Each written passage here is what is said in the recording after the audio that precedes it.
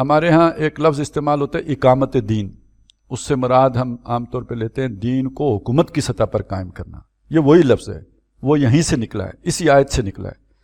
اس پر پھر ایک اعتراض کیا جاتا ہے، وہ جیسے تعبیر کی غلطی کتاب لکھی علامہ وحید الدین خان صاحب نے، تو اس میں انہوں نے یہ اعتراض، جہاں اور اعتراضات ہیں تو یہ بھی ایک تعبیر ان کی عام طور پہ ہمارے روایتی حلقے سے بھی یہ اعتراض آتا ہے کہ یہ تو ایک بالکل نئی قسم کی تعبیر مولانا مودودی نے کر دی ہے اقامت دین کی۔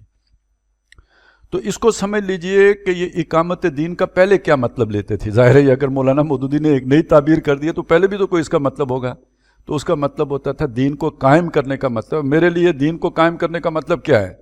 میں نماز پڑھ رہا ہوں، میں روزہ رکھ رہا ہوں، میں عبادت کر رہا ہوں، اللہ کے حکم پر عمل کر رہا ہوں، میں نے اپنی اس وجود کی حد تک اللہ کا دین قائم کیا ہوا ہے، یہ اس کے اندر داخل ہے۔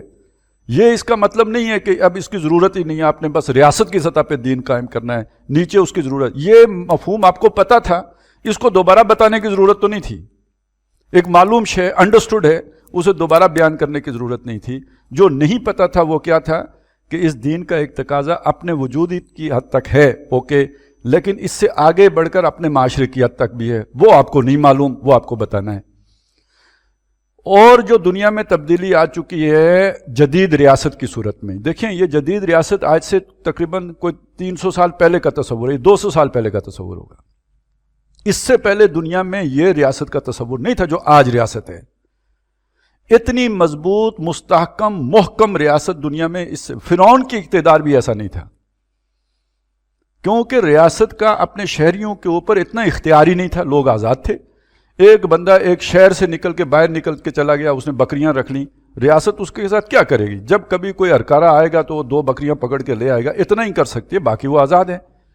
اب جب آپ کے ذرائع نقل و حمل بڑھ گئے، اب جہاں پہ انگریز سڑک لے کے پہنچ گیا اور جہاں ریلوے لے کے پہنچ گیا، وہاں اس کا آرڈر بھی پہنچ گیا، وہاں اس کا انتظام بھی پہنچ گیا، وہاں اس کی ایڈمنسٹریشن بھی پہنچ گئی، وہاں اس کا پٹواری بھی پہنچ گیا، وہاں اس کا تھانے دار بھی پہنچ گیا، اس گاؤں میں اس کا نمبردار بھی پہنچ گیا۔ آپ کی ساری زمینیں مارک ہو گئیں، ان کی نشاندہی ہو گئی، محکمہ مال کے پاس ان کا ریکارڈ آ گیا، اب آپ نے مالیے دینے ہیں۔ یہ جو تصور ہے ریاست کا، یہ تو پہلے کبھی بھی نہیں تھا بھائی۔ اب آپ ریاست کی مٹھی میں ہو، اس دور میں آ کے اس ریاست کی سطح پر بھی جب تک آپ دین کو قائم نہیں کرتے، آپ انفرادی طور پر بھی دین پر عمل پیرا نہیں ہو سکتے۔ یہ نئی بات تھی، ایک نئے جس مفکر نے آ کے آپ کے سامنے کھول کے رکھ دی، اس نے آپ کی پہلی بات کی نفی نہیں کی۔ تو اقامت دین جیسے عبادت کا لفظ ہے، عبادت کا لفظ پہلے بھی تھا، قرآن میں آیا ہوا تھا، اب بھی موجود ہے۔ پہلے لوگ اس کا مطلب کیا لیتے تھے؟ بھائی نماز پڑھ لی، روزہ رکھ لیا، یہ عبادت ہے۔ انہیں بتایا گیا بھائی یہ عبادت کا مفہوم یہ نہیں ہے، یہ بڑا مسخ شدہ تصور ہے جو آپ نے عبادت کا اختیار کر لیا ہے۔ عبادت کا مطلب پوری زندگی اللہ کی اطاعت میں دینا ہے۔ اسی طرح کا معاملہ اقامت دین کا بھی ہے۔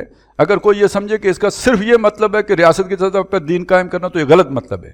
اسی طرح اگر کوئی یہ سمجھتا ہے کہ اس کا معنی صرف یہ ہے کہ بھائی میں نے اگر دین پر عمل کر لیا، کسی کو نماز سکھا دی تو میں نے اقامت دین کر دی، یہ اس کا مسخ شدہ تصور ہے۔